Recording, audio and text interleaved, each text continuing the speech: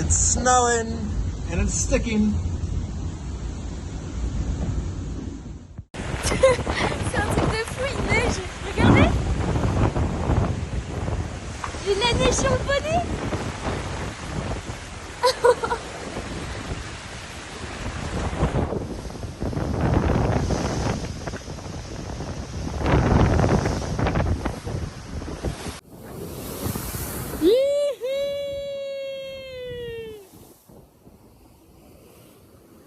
On a retrouvé le soleil! It's Monday the 6th of January in the Vendée Globe, the skipper's 57th day at sea, and as we saw there in the Pacific approaching Cape Horn, some very different weather conditions for some of the skippers, even though they're relatively close together. We hear from Sébastien in third place, and then also from Sam Goodchild, both who talked to Andy Robertson, and then take a look at the tracker where we've got the two leaders, both Charlie Dalin and Yoann Richomme, now into the Northern Hemisphere across the Equator. But it's the positions between 4th and 10th place where some really interesting strategies are playing out, and the leaderboard has shuffled massively. Then we take a look at that leaderboard, and then also the predict wind options for Charlie Dalin as he makes his way up the North Atlantic, and then we have an extended update from Boris Herrmann. You're in a solid third place now. You have 4,000 miles to sail, 1,000 mile of a lead. You're looking good for third. Yes, they are just 1,000 miles behind, so for the moment it's a comfortable position.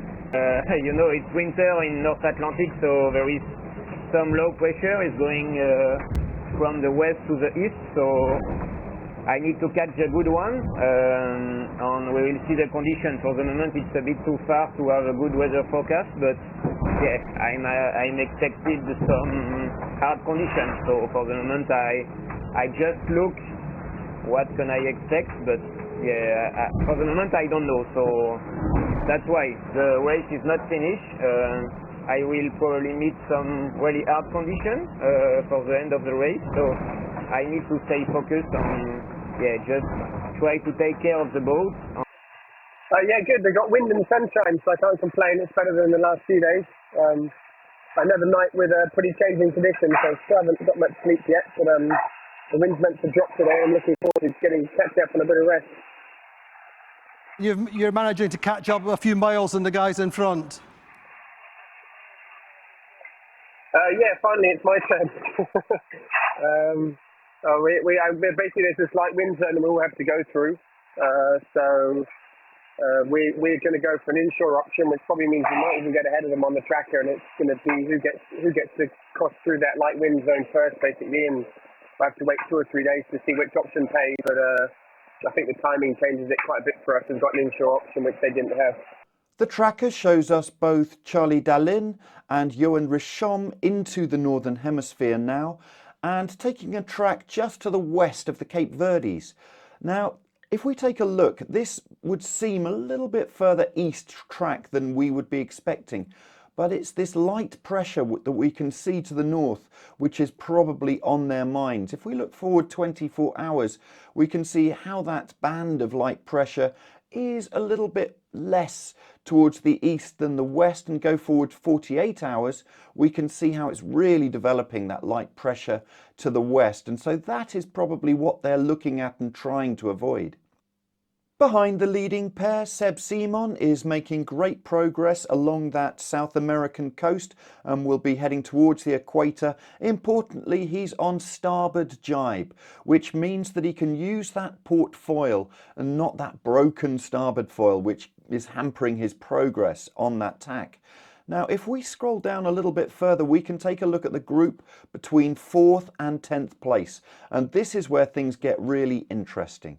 If we take a look on the ranking, we can see Nico Lundven is showing as 10th place and Paul Milhat showing as 9th place, whereas they were up in 4th, 5th and 6th places fighting with Jérémy Bayou. But it is this angle that they are taking. They are heading out to the east to hook into this stronger pressure which is there to the east, but it is coming from the north, so they're going to have to sail upwind. To the west, we have got much lighter winds, and we can see Jeremy Bayou, Sam Goodchild, Boris Herrmann and Justine Metro using that option. If we look forward 24 hours in this forecast, we can see those light winds, though, are still coming from the north. But can those boats who are to the west use that pressure to come across and overtake their Paul Milhat, Nico Lundven, and maybe also Thomas Rouillon, who's in 4th place? Behind this group we have Benjamin Dutroux, Clarice Kramer and Sam Davies coming down on a little bit more breeze. She should be able to take a little bit more of a direct route north. And then we've got Jean Le Cam, Damien Sagan and also Roman Atanasio, who went either side of the Falkland Islands, just converging towards the corner of that ice boundary. And then we've got Alan Ruda in 17th place, and next to round Cape Horn will be Isabel Joschka and Giancarlo Pedote. Further west in the Pacific, we can see that tightly bunched group who have those completely contrasting weather conditions, as we saw in the intro with Benjamin Ferret in 20th place, and then Conrad Coleman, who we saw the snow on his window, in 25th, and Violet d'Orange, who was out in the snow, in 28th.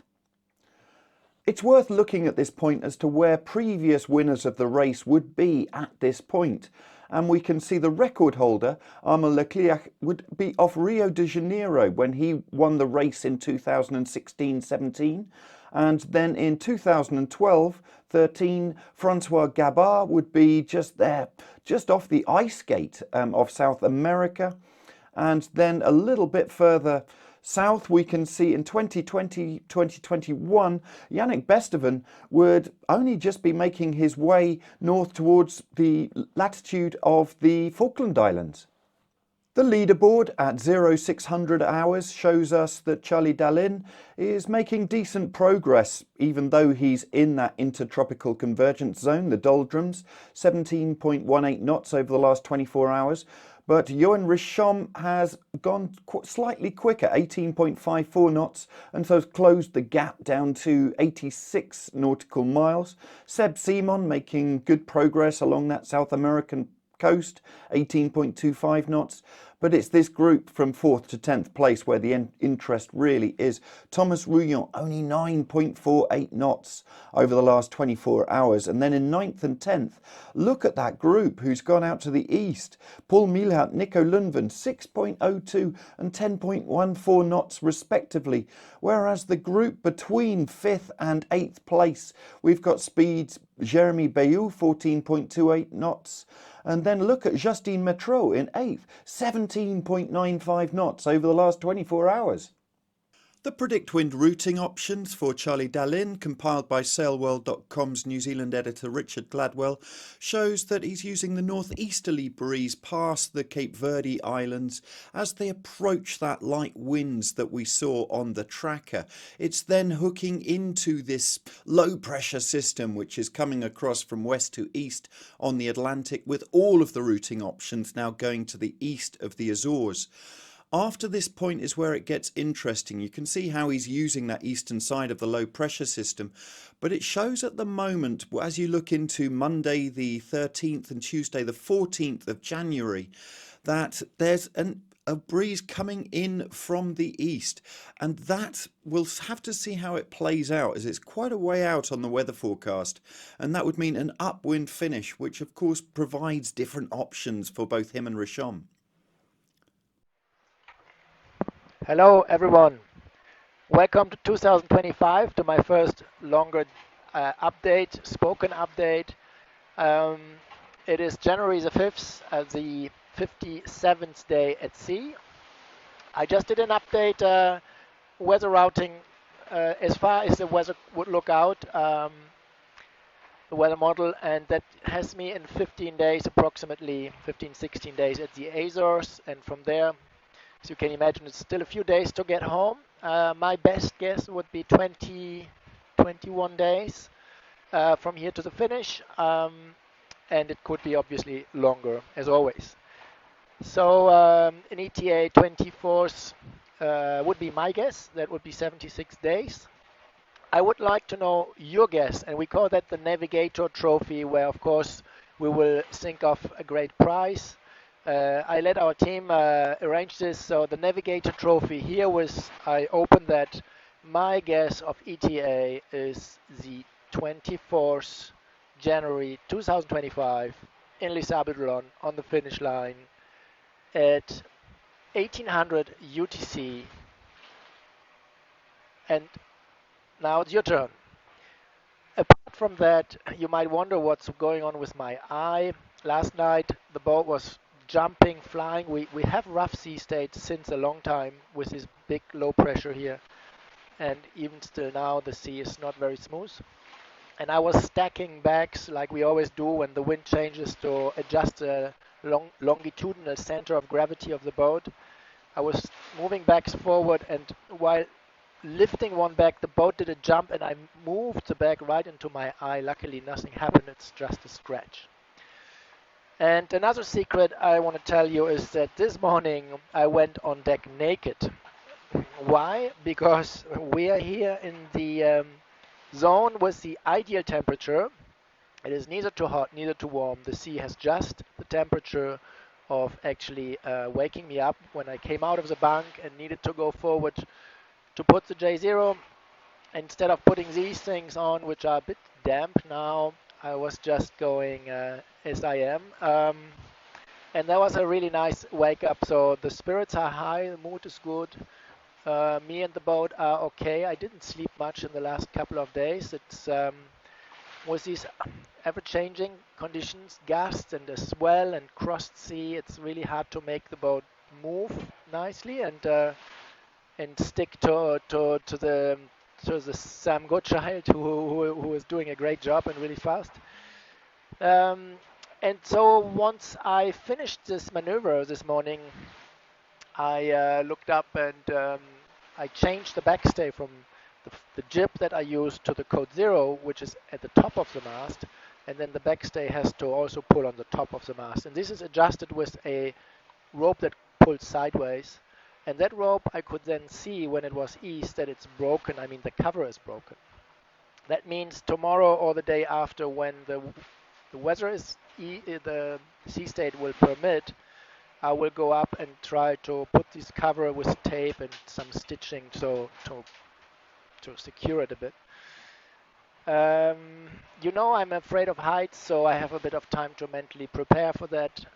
If anyone listening here, another IMOCA skipper or sailor or technician, you have ever had that problem, you have any good advice for me, please pass it on. I'm curious what's the best way to deal with this. Of course, my team gave me already some good advice, and if nothing comes from you extra, then I will just follow my team's advice. What else? That's it for today, I would say. We are now heading into lighter winds. There will be the parking lot of Rio, as Sam Goodchild called it in a message to me this morning. He said, I'm gonna wait for you in the parking lot in Rio, at Rio or near Rio. That is a weather zone that is systematically there. The semi-permanent front between the southern hemisphere westerly low pressure area and the southeast trade wind area, and between there's this confrontation. And that's a hard to predict zone, light wind, big squalls, thunderstorms, etc. Difficult to get through. We saw that with the first three boats that have struggled big time there. I mean, they have lost, got stuck for quite a long time. And this will be probably quite determining for the outcome of the whole race as well, because we have a small group going now more to the east. Nico Lunven and Paul Meyer and Charal, me and myself and Sam, Justine going here. So we see how we get through and how this we will make we will see the outcome at the equator basically. And yeah, so challenges ahead. There's also where we're heading, not only light winds, there's also a zone of big oil drilling area with lots of service vessels. difficult to imagine to sail through there. Hopefully the weather doesn't take us right into this zone. So challenges ahead. Stay focused. It's full on as always. I wish you a great week. If you look at this Monday, a good morning, and yeah, all the best from the boat, and talk tomorrow. Bye. Thank you for watching today. We'll continue to keep you posted at what is a really interesting moment for the Vendée Globe. Please do subscribe to our channel using the button down here, and take a look at sailworld.com and yachtsandyachting.com for all the news in sailing, where so many events are going on at the moment.